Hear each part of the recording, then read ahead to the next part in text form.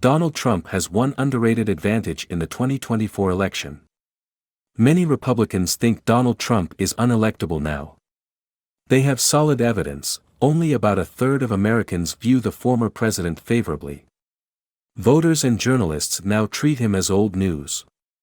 And his acolytes ran 5 percentage points behind more traditional Republicans in the 2022 midterms. Even likely Republican primary voters are leaving him. A new Wall Street Journal poll shows him trailing Florida Governor Ron DeSantis by 14 points in a head-to-head primary matchup.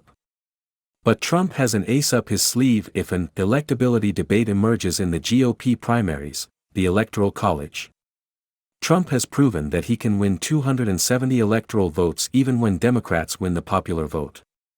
If Republicans choose DeSantis or some other Trump alternative, that edge might shrink, or even disappear.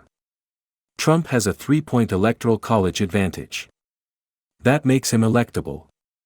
Trump's Electoral College advantage comes through most clearly when we compare the tipping point or pivotal state to the national popular vote.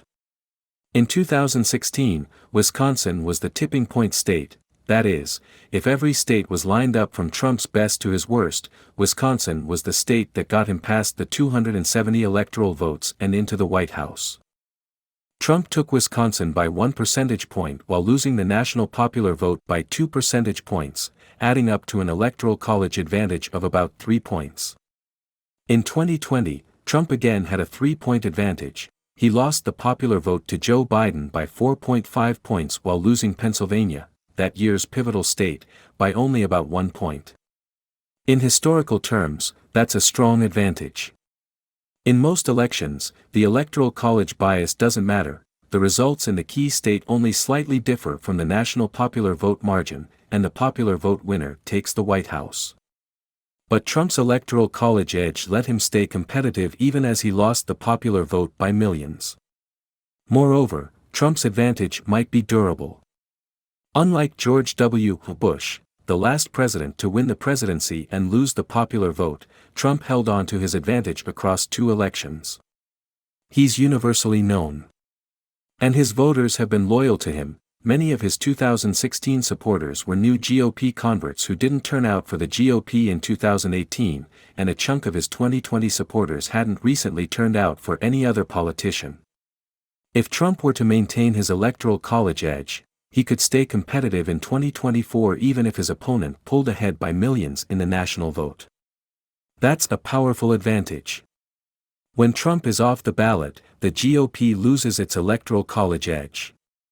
In 2018 and 2022, 2 elections where Trump was off the ballot, the Republican Party didn't do as well in key Electoral College states. In the 2022 House elections, Republicans won the national vote by roughly 1.8 percentage points after adjusting for uncontested seats, that is, simulating what would have happened if every district featured a normal Republican versus Democrat race.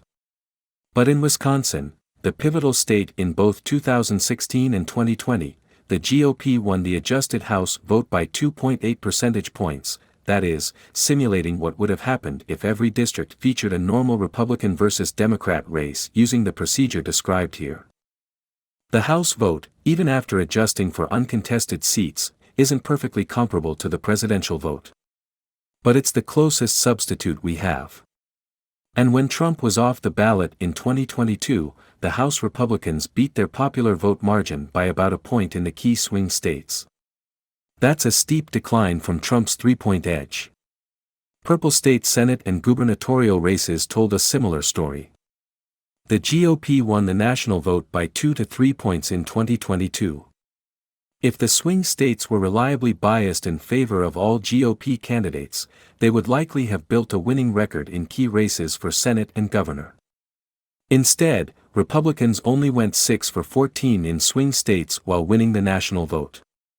The 2018 election also offered little evidence of a GOP Electoral College advantage.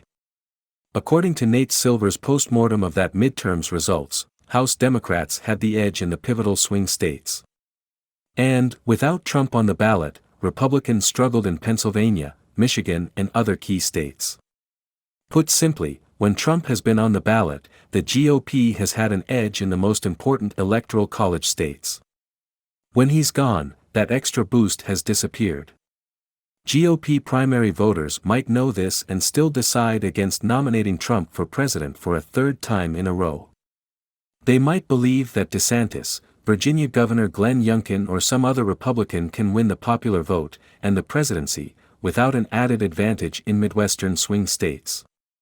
But Republicans should go into the 2024 Republican primary with their eyes open. If they dump Trump, they lose his scandals, his insatiable appetite for attention, his awful favorability ratings, his cronyism, and maybe his ability to win the presidency with a minority of the vote.